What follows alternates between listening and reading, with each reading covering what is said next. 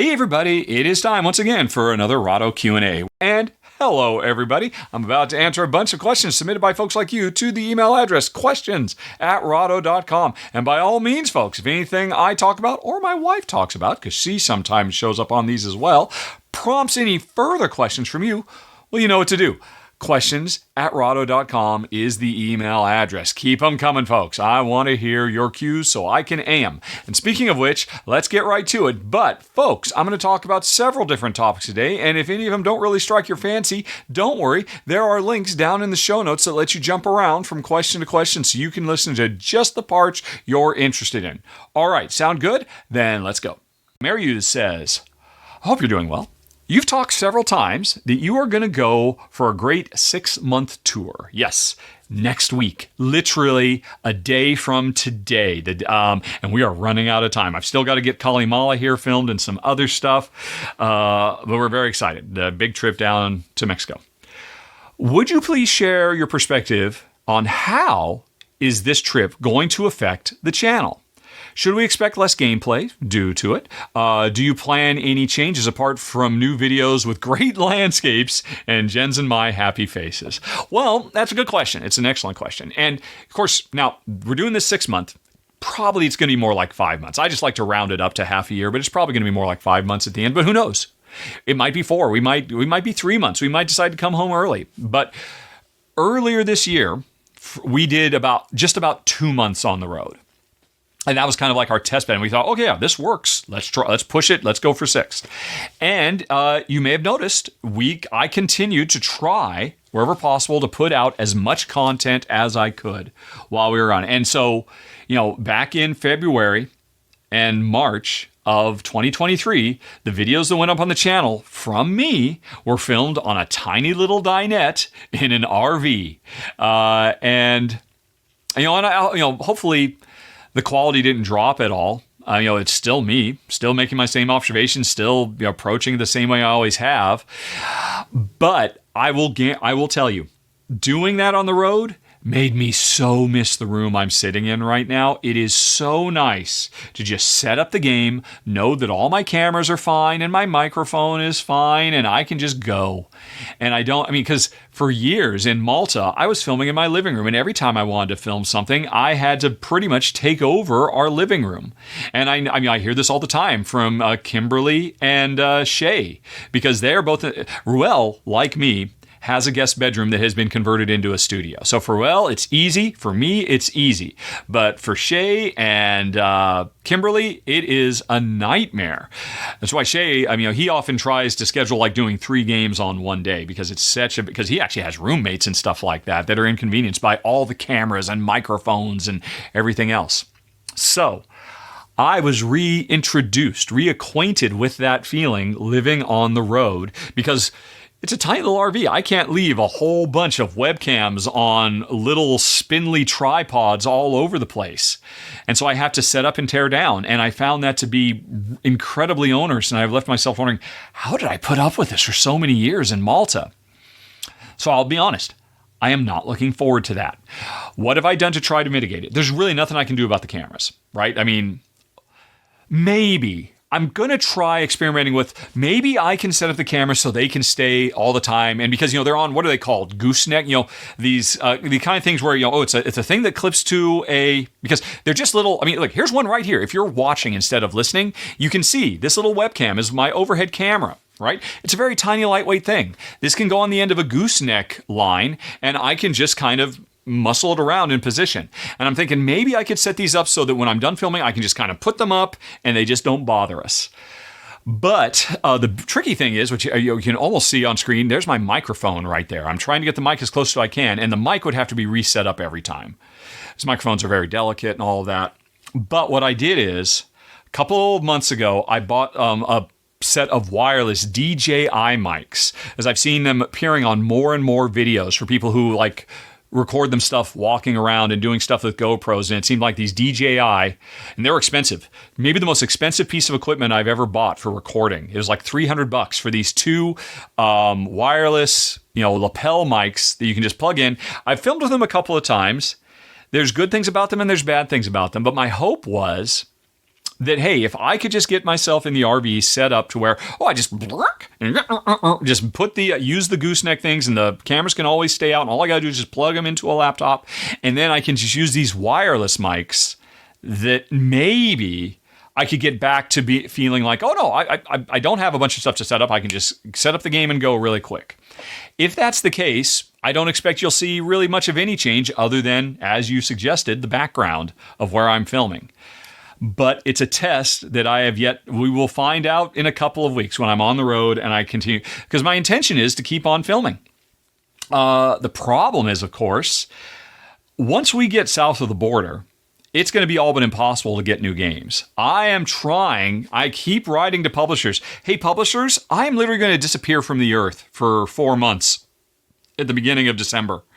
And if you want me to cover your games, you got to get them to me now. Because what I've heard is you can use like local post offices and whatnot in Mexico to get stuff sent to you, but it's a nightmare. They get snaggled up in customs, or they just never arrive ever, and I just don't think that's going to work. So I'm trying to make sure I've got enough games so that I could film at least a run through a week for the entire half a year that we're gone, right? And then that plus the stuff from everybody else on the channel means you really wouldn't notice much of a difference.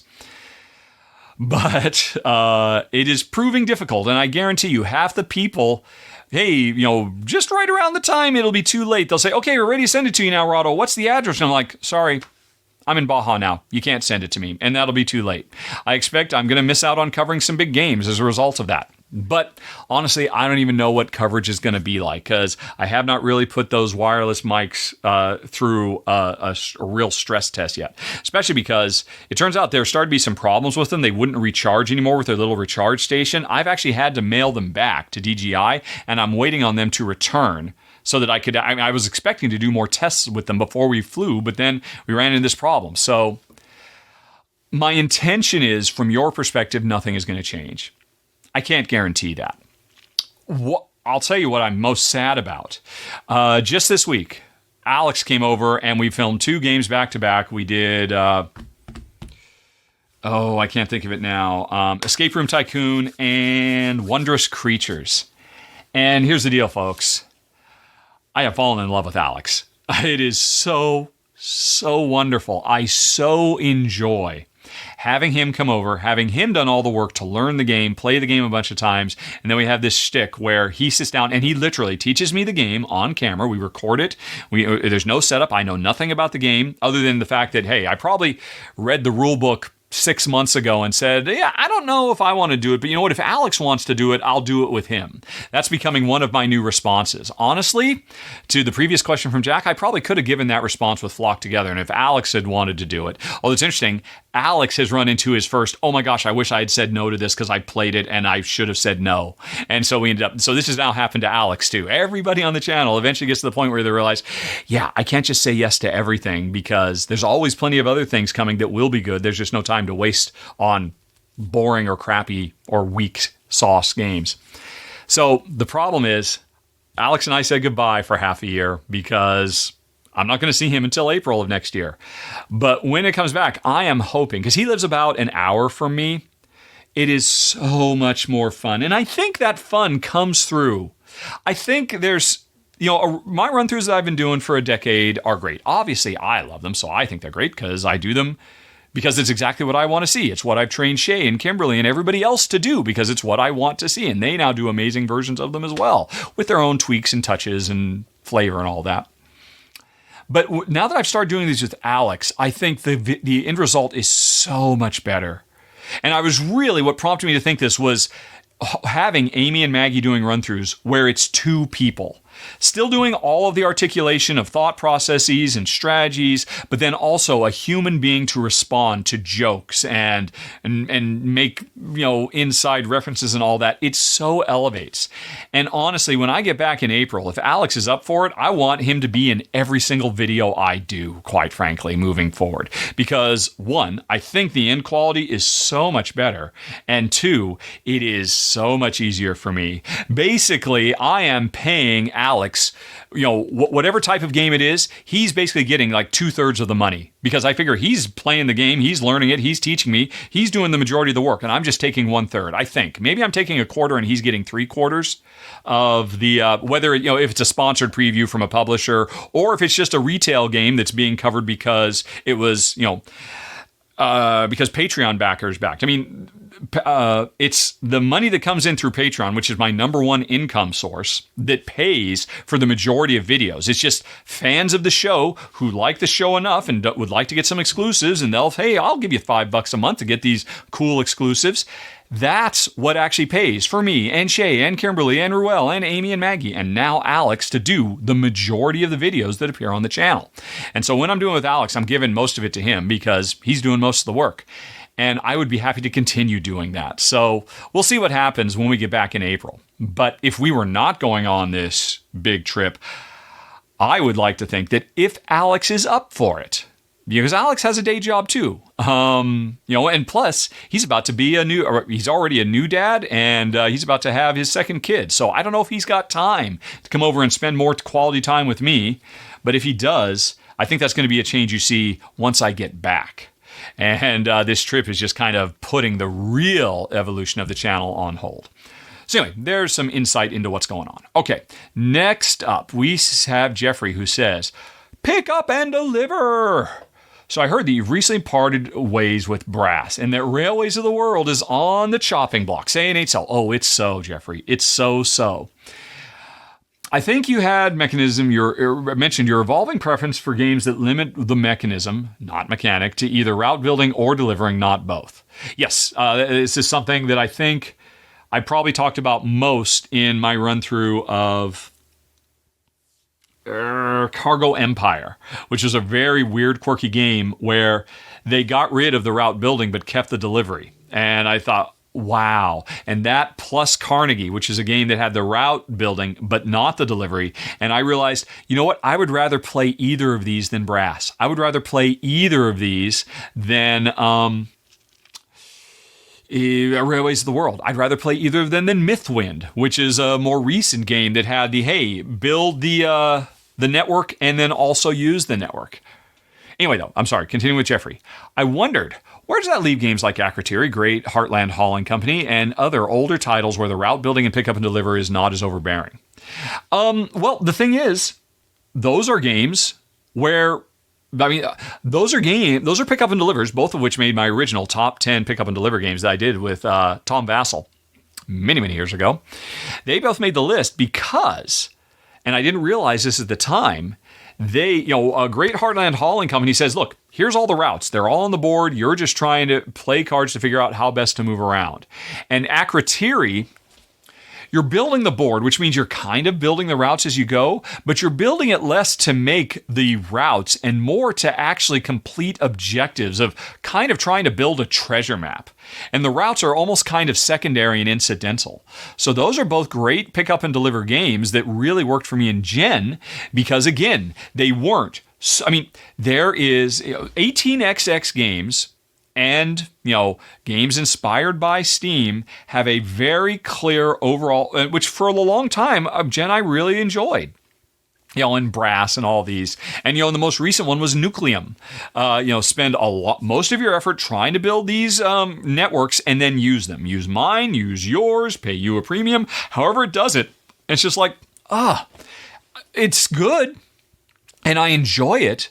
But I've had enough examples where I find, it's okay if you put both, but I don't enjoy that as much as breaking down in their component parts. So the ones you mentioned, they're not affected because they were already broken down in their component parts, and I just never done the analysis to determine why did I find them more compelling. Anyway, Jeffrey continues. Can you give other examples of older titles that you may have covered that fit your preferences, but which you've already parted ways with? Airline Europe, maybe Panamax. Panamax didn't stick around because it was a terrible two-player game, quite frankly. It was a brilliant game, but they just couldn't even be bothered to try to make it a good two-player game. Airlines Europe, I know I played it a billion years ago, but honestly, I barely remember anything about it. But it's interesting, both of those, you did actually refer to, You did. So you still want to talk about pick up and deliver as opposed to broadening this to, hey, just what kind of genres in general have my mind changed about? So what other pick up and delivers? Is there a way that I can go to Board Game Geek? Because what I want to do is go to gone.rahdo.com. Let's go there now. Alrighty, it's opening up. Did I mistype?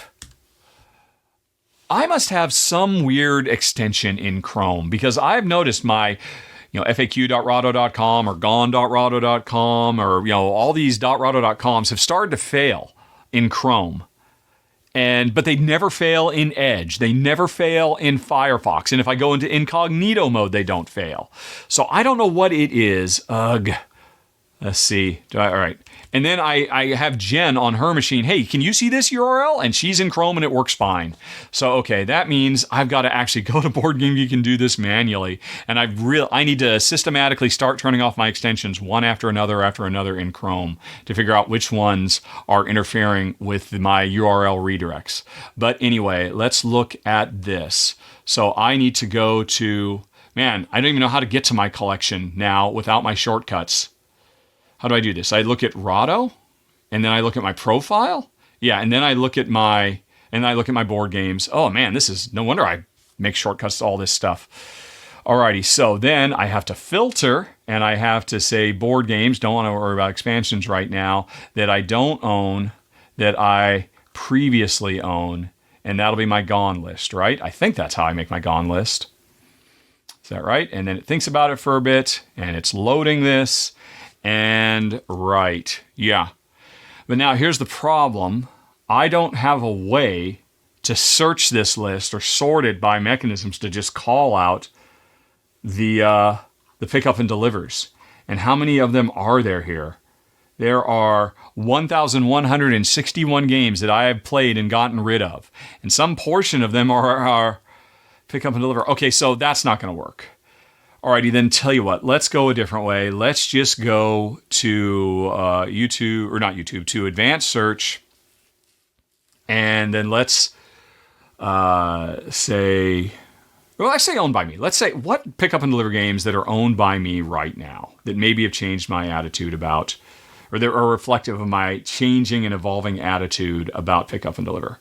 If I can find it, there it is. Pick up and deliver, owned by Rahdo, advanced search, submit, and right. So as you can see, I haven't gotten rid of Railways of the World yet, but like I said, I am so on the edge.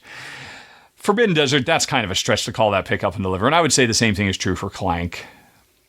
Most of these aren't true pick up and deliver games. Pick up and deliver is maybe the most universally mislabeled mechanism on all of Board Game Geek because it's just so sloppily applied to so many games. And wow, I even with that I have very, very few games on this list. There's my Great Hollerheim Hauling Company, and Akrotiri was on here too. And most of these other things that they say are pick up and deliver, I would not qualify them as pick up and deliver because a pick up and deliver means I have to be in the world. I have to be the one to move over to a thing, pick it up, and then move someplace else to deliver it. Otherwise, it's route building or it's something else. And it looks like I've already gotten rid of most of those. And Railways of the World is hanging on. So back to your question, Jeffrey, can I give other examples of older titles? You'll find them in gone.rahdo.com, but I'm afraid I have no good way to pull them out. But hopefully that was at least interesting, some more insight into the way I'm thinking about this stuff. Alrighty, let's come back to George. It says, hi, Rahdo.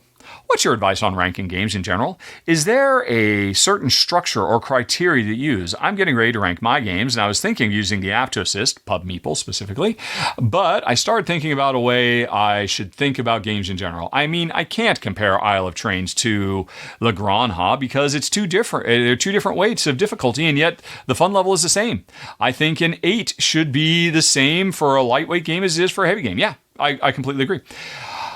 But then, what else should I add to make the difference? I would rate Arc Nova a 9, just as I would Red Cathedral a 9. So what makes them different when I rank them? Do I have separate lists for types of games? I love Three Sisters, I'm going to rank it a 9.5, but if I put it against Kanban EV, it would be a 7.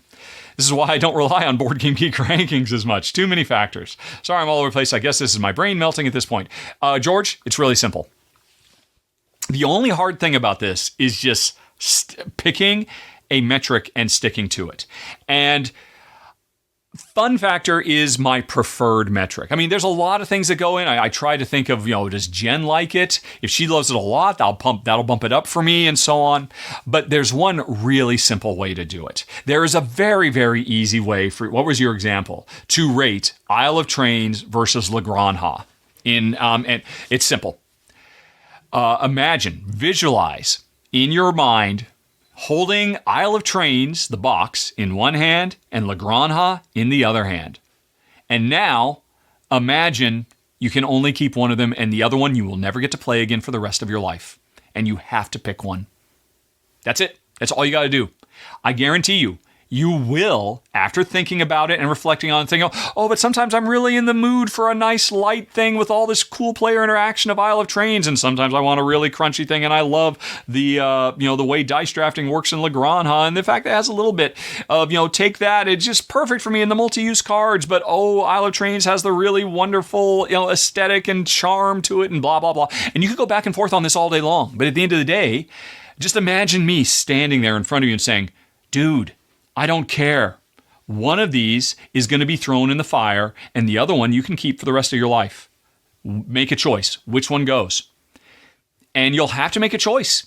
And then, once you've done that, you have rated them relative to each other. And then all you got to do is pick two more games. And sooner or later, you will rank Red Cathedral. Again, let's say you keep Isle of Trains. Let's say you surprise because, hey, Le Grand Ha is great. But, and the important thing about doing this is don't say, you know what, I'll keep Isle of Trains because it's more unique and I have other games like Le Grand Ha. You have to say, for the rest of my life, I can only own one game, this one or this one. Because that, just cutting away everything else. Now, you can have different reasons that you might say, I'll own this one over this one. But if I can only own one game, it'll be this one or this one. There's your ranking. And then sooner or later, you will have to rank Isle of Trains against Red Cathedral. And then, when you pick Red Cathedral over Isle of Trains, you've now got 3 games ranked. Believe me, I do this with Jen every month in the Jen Jogs because it's murder for her. It drives her nuts. Jen Jogs is an exclusive show we do for backer patrons of the show where I sit down with Jen and she ranks all the games we played over the preceding month, usually anywhere from 10 to 20 games on a 1 to 5 star scale. And, that's challenging for her, but she can do it. But then the tough part is at the end that everything that she gave a 4 or a very rare 5 to, she has to rank them relative to each other. And we just go through this process. Honey, if you could only own one, which one would it be? And she gets through it. And that's what I suggest. And if you do that, you will get it done. And you will often surprise yourself, I guarantee. And if you're like me, you'll have fun doing it too. Okay, looks like Daniel is back. Or I think this is a different Daniel. And co-op gaming with franchise. Co-op gaming, the XXX franchise. I think XXX means this is the 300th podcast where you're talking about this. Daniel, before I continue, might I suggest changing the topic? Have we not talked about Dire Abattoir enough? I guess not. We're about to do it some more. But believe me, Daniel, between you and me, I am starting to get a lot of, Rahdo, could you please stop answering Daniel? Because we're sick and tired of hearing the same thing about Dire Abattoir month after month after month. And I apologize, Daniel, that I'm not giving you what you want. At this point, I just don't know what you want, man. I feel like I've answered your question 7 ways to Sundays, and here we are on the 8th day. But let's go. I prefaced my question last time with Dire Abattoir isn't an automatic game over, but it leads to the game being close to over, and you must have glazed over that since you treated my question if I said it was game over. So, here we go again. Smiley face. I appreciate the sense of humor, Daniel. Alrighty, if, for example, you're playing, so forget about Dire Abattoir, forget about Aeon's End. Just here's a question from a random dude. Alrighty. Or Danielle, or it could be anybody. You're playing a 2-player game. Player 1's at 5% health. Player 2 is at 10% health. The thing we're trying to... you put Gravehold in, so we're back to talking about Aeon's End. Gravehold is at 25 health. I thought you were going to try and strip away, but okay, we're still talking about Aeon's End. You're really far away from losing. Okay, Daniel, before I go any farther, remember, I just mentioned the last time, if you find yourself in this situation a lot, you're not playing Aeon's End the way it's supposed to be played. You should feel like you're in danger all the time. And I think you and your friends are good enough now that you can go up to whatever the next difficulty level is, go to it. Whatever you're at now, go to the next difficulty level. But anyway, let's continue. After DA, Dire Abattoir, and 2 unleashes later, because if a player is exhausted, you get 2 Nemesis unleash. You're at Gravehold, 25 health, player 1, 5 health, player 2 at 0 health, and they've lost 1 breach. Right, yeah, because that's what happens. Player 2 didn't die, they've lost 1 breach, and now Gravehold with its 25 health is going to start bleeding much faster. So you went from nowhere close to losing to being really close to losing. See, again, we disagree. You are not really close to losing. Gravehold has 25 health. That's what makes you lose. Player 2 having 0 health doesn't make you lose the game at all. Not even a little bit. You're not even... Again, and I said this last month, if most of the games you play where Dire Abattoir or something similar does not come up, there's a random variance, that if nobody on your team ever gets KO'd, you need to increase the difficulty level. You're playing a game that, geez, I don't understand why you're not bored with it yet. Why you're not just cruising through it on cruise control. Believe me, Jen and I, we can't play on the beginner level. We can pretty easily and readily beat the game on we play on hard difficulty levels because we want a challenge. Daniel, you're ready for the challenge. But even still, losing, here was this example. You just lost 10 health. What is that? Between you, Gravehold, and the other player, that is 40 health, right? And then you went from 40 health to 30 health. So in one turn, not in one turn, but the card came out, and it was like 3 more rounds. 3 rounds after that, or is it 2 or 3 rounds after that, you've lost 25% of your communal health, right? You've still got 75% of your health. You're not about to lose the game. And again, if you feel like you are, then you're looking at it wrong. Now, at the end of the day, I can tell you all day long you're looking at it wrong, and I can't make you look at it differently. All I can say is, as I've said in the past, if you feel that is unfair to lose 25% of your communal health pool over the course of 3 rounds, then I don't know, is Aeon's End really for you? Because that's not a particularly debilitating blow. It really, really isn't. You're not about to lose. And again, if that's not happening to you, you're playing the game at too low a difficulty level. Anyway, let's continue. So you went from nowhere close to losing to being really close to losing because you're at level 3 Nemesis cards, and those are really tough, and you can lose potentially. Yes, and Dire Abattoir is level 3 card. When you get to level 3, everything should be hitting you hard and fast. We've talked about this before. That's when the game is in the end game scenario. That's when, what did I talk about last time? I was trying to come up with different ways to explain this in pop culture references, and I was really keen, and I guess it didn't stick with you, on the Empire Strikes Back. Luke has lost his hand, and everything seems lost. Luke has found out, I am your father, and he's lost his hand, and he thinks his friends are dead, and he's about to be left for dead by them, and the situation is literally dire and hopeless. And that's incredibly dramatic. There's a reason, and that's one of the reasons that people love Empire Strikes Back so much, and so many people consider it to be the best of the entire franchise, even though it's not. Last Jedi is the best. But that's neither here nor there.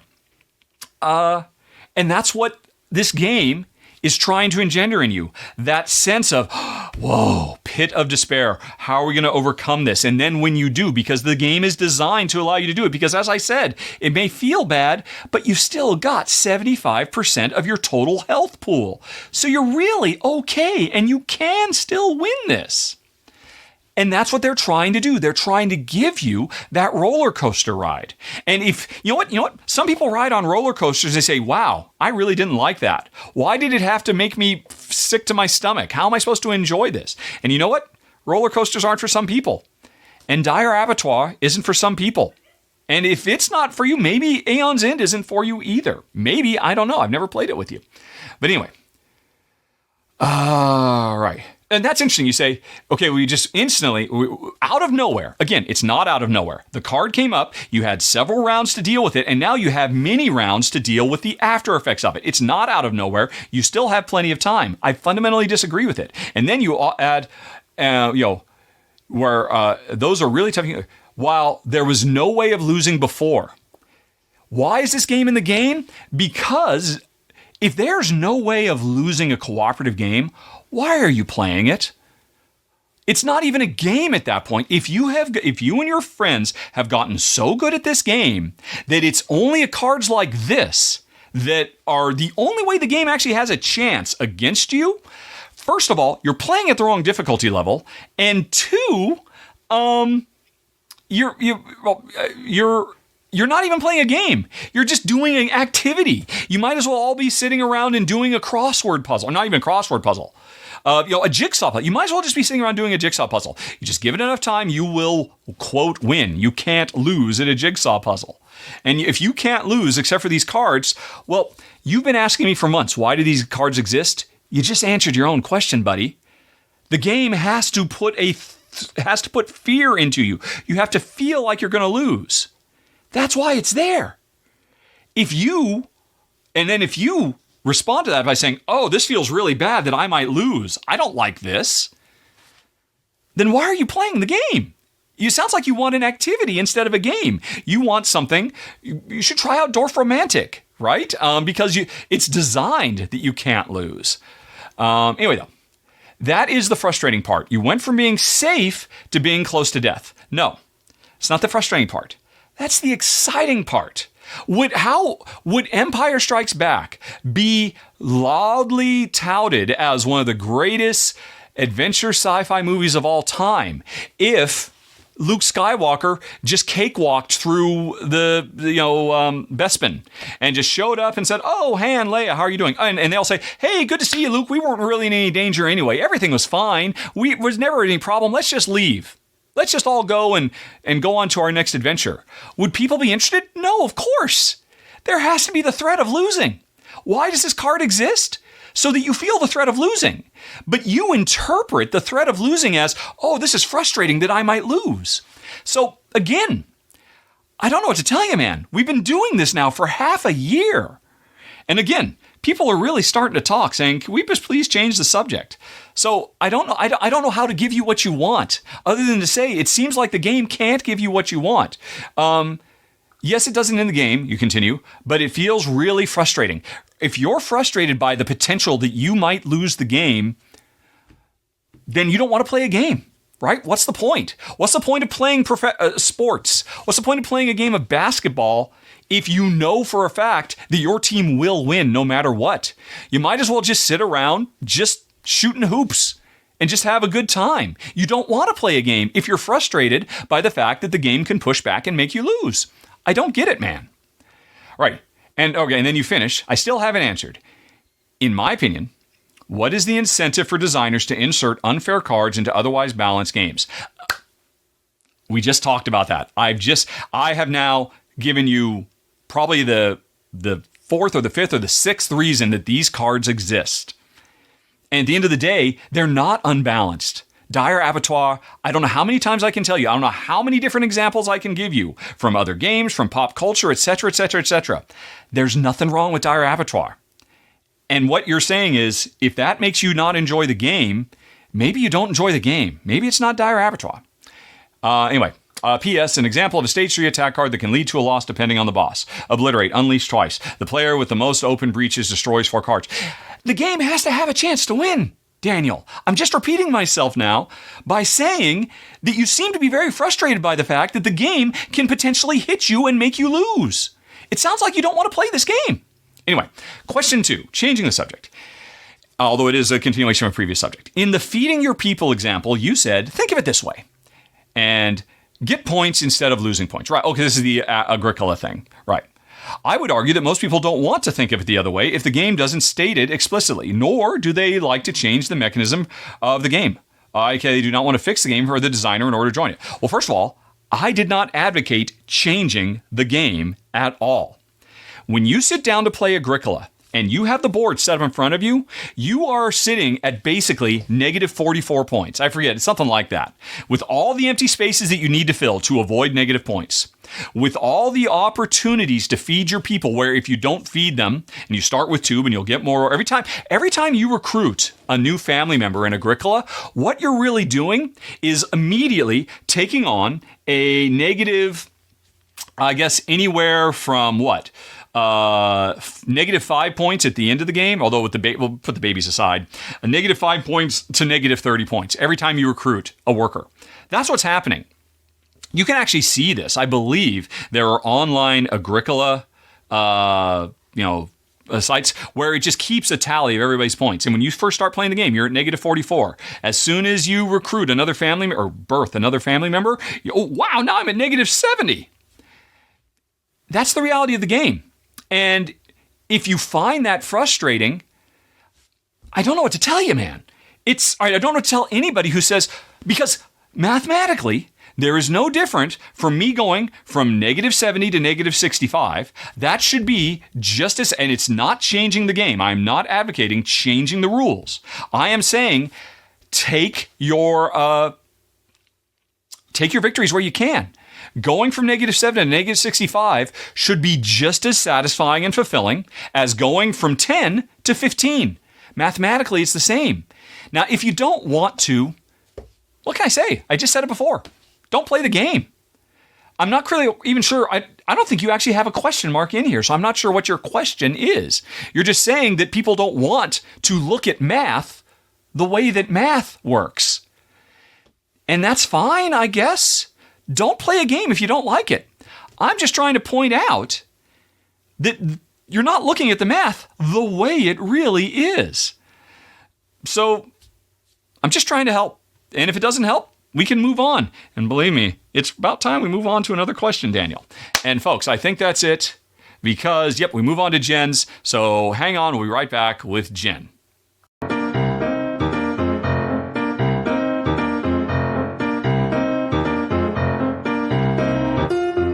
Okay, folks, Jen is here. We've got one more gaming question, and then we'll be done. We'll be done with the first half of the show, and then we'll move on to personal Q&A. So, Honey Pie. Yes. Jeffrey says, Theme! I love how I know this topic has probably been covered previously. You know it was probably? Come on, man. Pick a lane. But I was hoping to get your thoughts on game topics that have not been explored that do not include science fiction, fantasy, alternate universes, Marvel, and other comic book settings, sports, witches, wizards, anthropomorphic characters. In other words, what games do you think could be interesting that are more reality historical based? Over the years, many of the games we have acquired as a result of following your run-throughs have been just that. Freedom, the Underground Railroad, Wingspan, Le Havre, Mercator, Sealand, Shipyard, Dominant Species, Zulkan, London, to name a few. Yes, you're right. This has been asked many times over the years, and almost without fail, Jen and I never really have a good answer because we're pretty happy with what's available. Yep. Do you have a new answer for this, Honey Pie? Because I don't think we've had it for a couple of years. All right, tell you what, here, let me throw something out there. So to take a step back, to look at, what is interesting thematically, as opposed to just drilling down on individual specific moments in time and whatnot. To me, I think there's largely like two broadly interesting themes. One is something that tells me something new. Yes, right? Absolutely. Yeah, I mean, that's a big part of really what I liked about gaming. So in that regards, I'm surprised we've never seen any board games about the indigenous people of Australia, right? I mean, that would be very, very cool. The colonization of Australia from their perspective, or what was their culture like before colonization happened? I know nothing about that. All I know is the entire country just gave them the middle finger with that stupid vote they just did. So it'd be very, very nice to, one, learn more about their culture and their history, and two, let them know that, there is an interest in that they are not just second-class citizens that an entire country would give the middle finger to. So stuff like that. And not just that. I mean, any culture or time or place, but really kind of focusing on stuff we haven't seen before would certainly be ideal. And, by the same token, the other thing I think is particularly interesting is more day-to-day human experience as opposed to, cultural or societal experience. Like, I've been waiting for years for there to be a good board game about making video games. because I have a more than a passing interest in that, having done it for 2 decades. Yeah. And, it was going to be, Pret-a-Porter was going to be rethemed, but that didn't happen. There's another one maybe coming. There's some simple little light ones, but I'm talking like a real heavy, crunchy thing that goes into all the stuff I used to do because, I spent years doing that and managing teams, and I would like to see that reflected. And by the same token, you're an artist. You're a modern day craftsperson. I don't think I've seen any game about a modern day craftsperson, trying to, be successful, on sales through Etsy or local galleries and splitting your time between, training yourself how to make things with new techniques and actually making stuff and taking orders and taking custom orders, but also marketing yourself and, balance. I mean, that would be fascinating, and I would imagine you'd be interested in it because it would be or maybe you wouldn't. Would you be interested in a game like that, seeing as how you live that? I don't know that you could ever really... No, I don't think it'd be very interesting because the interesting parts are watching stuff getting made or finding it once you discover an artist. But all of the sort of background business related stuff I think is boring. Are you not aware of the vast majority of games we play are all about that business stuff? I mean... really, we play what people generally refer to as Euro games. Yeah. Which we're completely surrounded by. Yeah. Almost without exception, they're all economic simulations. This occurred to me because years ago, Tom had me come on his channel, Dice Tower, to do a top 10 economic games. And at the time, we just said, right, okay, games about making money, but that's not what economics is. Economics is just about the flow of goods and services. It is about, managing scarcity. It's about making things and, distributing things. And that's 99% of what we play. So, I don't know, I guess you're too close to it. But yeah, I think a game all about the economics of being an independent craftsperson would be fascinating. As interesting as the economics of a middle manager at a car company, or the head of a Renaissance era family trying to exert influence in Florence. I mean, these are all just various shapes of, economic. I've got goods. I'm trying to move them from one place to another. I'm trying to convert them from one thing to another. And I would think your life would translate to that. I think you have only so much time in the day. Fresco. Yeah. Fresco was about the day-to-day life of Michelangelo and how he divides his time and how early he gets up in the morning and all of that stuff. So I think broadly those are the two ways, although Jen surprised me by saying, nope, I'm not interested in that. I think my life is pretty boring and doesn't make for a good game. Well, there's a lot of what I consider boring that I have to do. Yeah, but again, translate into a game, that's what we play all the time. Unfortunately, Daisy is on Jen's lap, so she's not really paying attention. I'm totally paying attention. Totally paying attention. But to me, broadly, those are the two topics that I would find particularly interesting. I've got nothing against crawling through dungeons, or fighting off alien invasions, and all that stuff is fine too.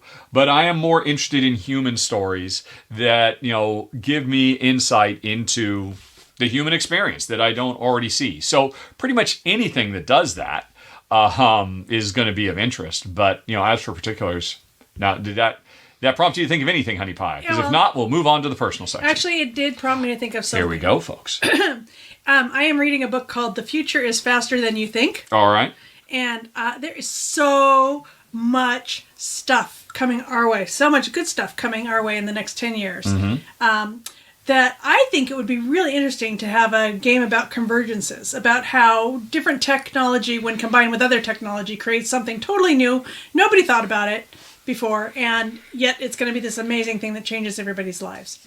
So in a game, that would be mixing A with B, get W, as opposed to C, or something like that. So yeah, I think that would be kind of interesting. There have been games like that, but they're inevitably set in Renaissance era.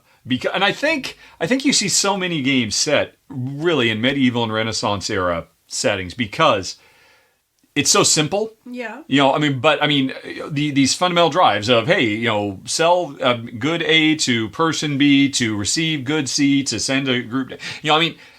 obviously, things were not as simple back then. I'm sure there were complex interdependencies with logistics and all that, just like there are today. But it's easy for us to think about the Renaissance era as, oh yeah, that was just about moving money around or exerting influence and whatnot. And so it's really easy to simplify and streamline and abstract it down into a game where, oh, this all kind of makes thematic sense. And it just, we just keep seeing these over and over again. And you're right.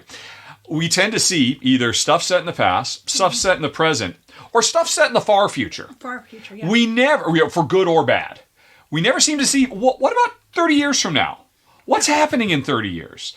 As you said, with these different convergence of technologies and whatnot. And, by the same time, and what impact does that have on people? Society as a whole. We see lots of games that talk about the impact of technology on society 300 years ago. But how about 30 years from now? That would be amazing. Especially when they could actually take a look at the positive stuff, because throughout all of pop culture these days, and this includes board games, there is a tendency, more and more and more, it seems to me, undeservedly so, towards nihilism. Yep. And, everything's screwed, everything's ruined, never minding the fact that, as bad as things are now, almost without exception, everything was worse 50 years ago. Yep. Almost across the board. The worst stuff that happens on a day-to-day basis, all this stuff was happening 100 years ago, 200 years ago, 50 years ago. You just didn't hear about it. We're a much more informed society now, although we still like to bury our heads in the sands about things. Sorry, we're getting into the personal section now. But yeah, I think that would be really fascinating. In fact, yes, I would put that at the top of my list. I want to hear about what is the shape of human society 30 years from now, 50 years from now, 100 years from now. Not in a Mad Max post-apocalypse future, nor in a Star Trek post-scarcity future. So that would be very cool. Yep. Good suggestion. And that's it, folks. Thank you, Jeffrey, for the question. Thanks, everybody else, for the questions. And that will be the end of this session of the Rahdo Q&A. Thank you, folks, for watching and also for submitting your questions. Send me more to the email address questions@rahdo.com, and I'll get you covered in a future episode. And in the meantime, if you would like to hear some more, you're in luck. I have been doing the Rahdo Talks Through audio podcast for years now with my wife, Jen, and we have got hundreds of hours for you to enjoy. You can hit that big box that's on screen right now if you want to dive deep. Also, you can go on ahead and subscribe so you won't miss the next Rahdo Q&A. And thank you, folks, for watching, for listening. Have a very, very nice day. Talk to you later. So long. Bye-bye.